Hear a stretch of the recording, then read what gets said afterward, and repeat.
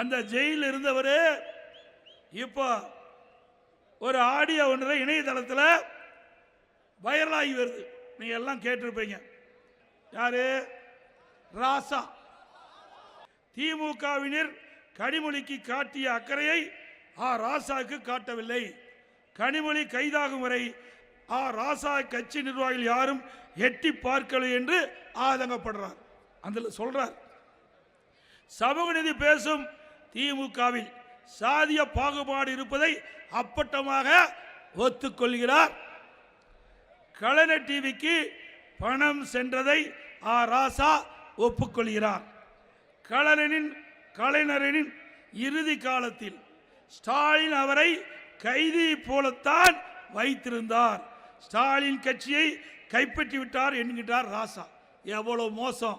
யார் சொன்னது? திமுகவில் இருக்கின்ற எம்பி சொல்றாரு, முன்னாள் மத்திய அமைச்சர் சொல்றாரு. யாரு? திரு ஸ்டாலின் அவருடைய அப்பா கலைஞரை இறுதி காலத்தில் கைதி போல வைத்திருந்தார் என்று திரு ராசா அவர் இணையதளத்தில் வந்த செய்தி. கலைஞரின் இறுதி காலத்தில் ஸ்டாலினுக்கும் கனிமொழிக்கும் பிரச்சனை ஏற்பட்டது. அதன் காரணமாகவே இப்போது கனிமொழிக்கு சட்டமன்றத்தில் போட்டியிட வாய்ப்பு கிடைக்கவில்லை என்று அந்த செய்தியும் சொல்றார். ஸ்டாலினுக்கு தான் பெரிய பிரெயின் என்ன மூளை இருக்கிறதா? டெல்லிக்கு போனால் இங்கிலீஷில் கிழித்து விடுவாரா? அவர் தன்னை பெரிய ஆள் என்று நினைத்து கொண்டிருக்கிறார். அவர் கனிமொழியை ஒரு நாளும் நம்ப மாட்டார். இது ராசா சொல்றார். என்னை எப்போதும் கட்சியில் வெளியே தள்ள முடியாது. என்னை எப்போதும் கட்சியில் இருந்து வெளியே தள்ள முடியாது.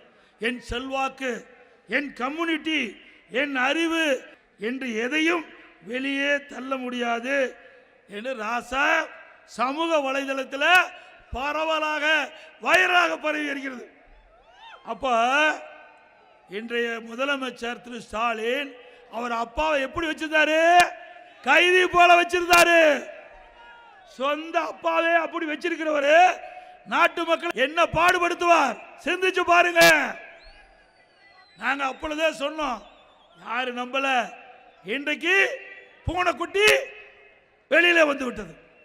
உண்மை செய்தி வெளியில வந்து விட்டது திரு ராசா மூலமா.